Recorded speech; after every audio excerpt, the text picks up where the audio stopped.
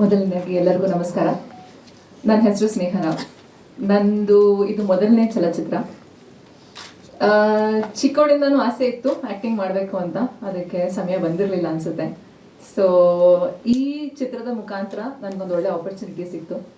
ನನಗೆ ಚಲನಚಿತ್ರಕ್ಕೆ ಇಂಟ್ರೊಡ್ಯೂಸ್ ಮಾಡಿದವರು ನನ್ನ ಬಾಲ್ಯ ಸ್ನೇಹಿತನಾದ ಸೈಯದ್ ಇರ್ಫಾನ್ ಅವರು ನನಗೆ ಉಮರ್ ಶರೀಫ್ ಅವ್ರನ್ನ ಇಂಟ್ರೊಡ್ಯೂಸ್ ಮಾಡಿಕೊಟ್ರು.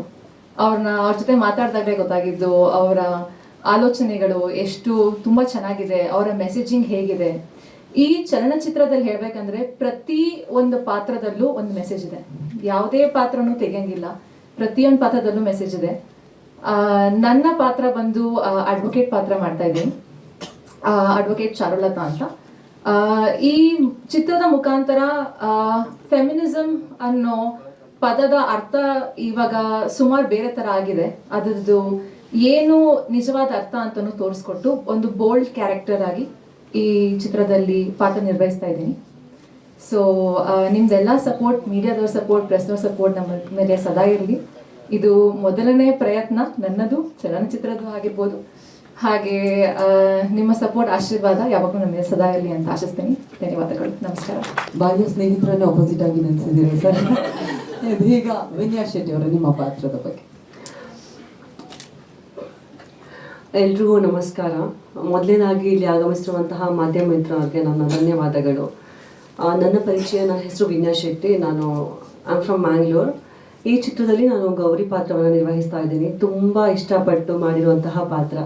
ನನ್ನ ಮೇಲೆ ನಂಬಿಕೆ ಇಟ್ಟು ಈ ಪಾತ್ರ ನನಗೆ ಕೊಟ್ಟಿರುವಂತಹ ನಮ್ಮ ಡೈರೆಕ್ಟರ್ ಶರೀಫ್ ಸರ್ಗೆ ಹೃತ್ಪೂರ್ವಕ ಧನ್ಯವಾದಗಳು ಸರ್.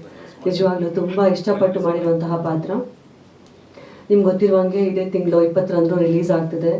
ನಿಮ್ಮೆಲ್ಲರ ಆಶೀರ್ವಾದ, ಎಸ್ಪೆಷಲಿ ಮೀಡಿಯಾದವರ ಆಶೀರ್ವಾದ ನಮ್ಮ ಮೇಲೆ ಇರಬೇಕು. ಆಮೇಲೆ Gauri, she is a strong independent women.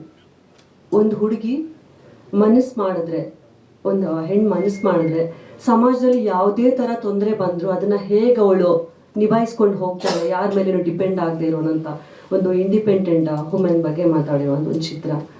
ನಿಮ್ಮೆಲ್ಲರ ಆಶೀರ್ವಾದವನ್ನು ಬಯಸ್ತೀನಿ. Thank you. ನಮ್ಮ ಎಸ್ ಎಂ ಕೃಷ್ಣ ಅವರು ಬೆಂಗಳೂರನ್ನ ಗಾರ್ಡನ್ ಸಿಟಿ ಮಾಡ್ತೀನಿ ಅಂತ ಹೇಳಿದ್ರು, ಸಿಂಗಪುರ್ ಮಾಡ್ತೀನಿ ಅಂತ ಹೇಳಿದ್ರು. ಬಟ್ ಗಾರ್ಡನ್ ಸಿಟಿ ಇವಾಗ ಗಾರ್ಬೇಜ್ ಸಿಟಿ ಆಗಿಬಿಟ್ಟಿದೆ ಅಂತ ಒಂದು ಸ್ಟೇಟ್ಮೆಂಟ್. ಸೊ ಇದು ಸ್ಟೇಟ್ಮೆಂಟು ನಂತರ ನೆಕ್ಸ್ಟು ಒಂದು ಉತ್ತರನೂ ಬರುತ್ತೆ. ರೀ, ಗಾರ್ಡನ್ ಸಿಟಿ ಮಾಡಬೇಕಂದ್ರೆ ನೀವು ಅದಕ್ಕೆ ಶ್ರಮ ಪಡಬೇಕಾಗಿದೆ. ಈ ಇರೋ ಜಾಗದಲ್ಲೇ ನೀವು ಉಗಿತೀರಾ, ಅಲ್ಲೇ ನೀವು ಸಿಗರೇಟನ್ನು ಸೇದ್ಬಿಟ್ಟು ಅಲ್ಲೇ ಬಿಸಾಕ್ತೀರಾ ಅಂತ ಒಂದು ಆನ್ಸರು ಬರುತ್ತೆ. ನಮ್ಮ ಗಾರ್ಡನ್ ಸಿಟಿನ ಬಿಟ್ಟು ಕೊಡದೆ ಅದನ್ನು ಕೂಡ ಆಗುತ್ತೆ. ಬಟ್ ಸೆನ್ಸರ್ ಬೋರ್ಡ್ ಅವ್ರದ್ರು, ಬಟ್ ಈ ಬೆಂಗಳೂರು ನಮಗೆ ಭಾಳ dear place, we can't sale like it has become a garbage city.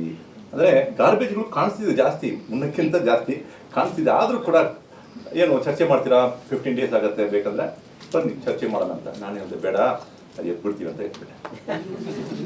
S M Krishna ಹೆಸರು, ಅವರ ಹೆಸರು ಇನ್ನೊಂದು ಡೈಲಾಗ್ ಏನಂದ್ರೆ, ಒಂದು ಡಿಸ್ಕಷನ್ ನಡೆಯುತ್ತೆ, ಇಬ್ಬರ ಜೊತೆಗೆ ಸಂವಾದ ನಡೆಯುತ್ತೆ. ಅಲ್ಲಿ ಇವಾಗ ನಡೆಯುತ್ತಲ್ಲ, ಹೋಗಿ ಅವ್ರನ್ನ ಈಗ ಬಾರಿಸ್ಬಿಡಿ ಅಂತ ಒಂದು ಐಡಿಯಾ ಕೊಡ್ತಾರೆ ಒಬ್ರು. ಅವಾಗ ಇನ್ನೊಬ್ರು ಹೇಳ್ಕೊತಾರೆ, ನೋಡಿ ಇವಾಗೆಲ್ಲ ಇಲ್ಲಿ ಮೀಡಿಯಾ ಅವರು ನಿಗಾ ಇಟ್ಕೊಂಡಿದ್ದಾರೆ, ಇಲ್ಲಿ ಎಲ್ಲ ಅಚ್ಚುಕಟ್ಟಾಗಿರುತ್ತೆ ವ್ಯವಸ್ಥೆಗಳು. ಯುಪಿನೋ ಬಿಹಾರ ಆಗಿದ್ರೆ ಒಂದು ಕೈ ನೋಡ್ಬೋದಿತ್ತು ಅಂತ ಒಂದು ಸ್ಟೇಟ್ಮೆಂಟ್ ಬರುತ್ತೆ. ಸೊ ಆ ಸ್ಟೇಟ್ಮೆಂಟು ಯುಪಿನೋ ಬಿಹಾರ್ ಅಂತ ಹೇಳಿದ್ರು ಕೂಡ ಅದು ನೋಡಿ, ನಾನು ಏನು ಅನ್ಕೊಂಡ್ರೆ, ನೋಡಿ ನಾವು ಭಾರತೀಯರು, ಭಾರತವನ್ನು ಪ್ರೇಮಿಸೋರು, ಆದರೆ ಸೌತ್ ಇಂಡಿಯನ್ನಲ್ಲಿರೋ ಕಲ್ಚರ್ ಒಂದು ಬೇರೆನೇ ಇದೆ ನಾರ್ತ್ಗಿಂತ. ಇಲ್ಲಿ ಎಲ್ಲ ವ್ಯವಸ್ಥೆಗಳು ಚೆನ್ನಾಗಿದೆ ಅಂತ ಅವಾಗ ಅವರಿದ್ರು. ಅದು ಸತ್ಯವಾಗಿ ಇದ್ರೂ ಕೂಡ ಅದು ಭಾರತದ ಒಂದು ಪಾರ್ಟ್ ಆಗಿರೋದ್ರಿಂದ ನೀವು ಅದನ್ನ ಯೂಸ್ ಮಾಡೋದು ಸರಿ ಇಲ್ಲ ಅಂತ ನಾನು ಹೇಳಿದೆ. ಓಕೆ, ಎತ್ಬಿಡಿ, ಅದನ್ನು ಕೂಡ ನೋ ಪ್ರಾಬ್ಲಮ್. ಮ್ಯೂಟ್ಸ್ ಮಾಡಿದೆ. ಸ್ವಾದಿಷ್ಟತೆಯ ಸ್ವಾದ, ತಾಜಾತನದ ಆಹ್ಲಾದ, ಉತ್ತಮ ಆರೋಗ್ಯ ಮತ್ತು ಹೆಚ್ಚಿನ ರೋಗ ನಿರೋಧಕ ಶಕ್ತಿಯ ವೃದ್ಧಿಗೆ ಈಗ ನಿಮಗೆ ಸಿಗುತ್ತಿದೆ ಉತ್ತಮ ಗುಣಮಟ್ಟದ ಪೌಷ್ಟಿಕಾಂಶ Shri Vaidik millet health mix. ಇದು ಸಿರಿಧಾನ್ಯಗಳ ಸಂಪತ್ತು.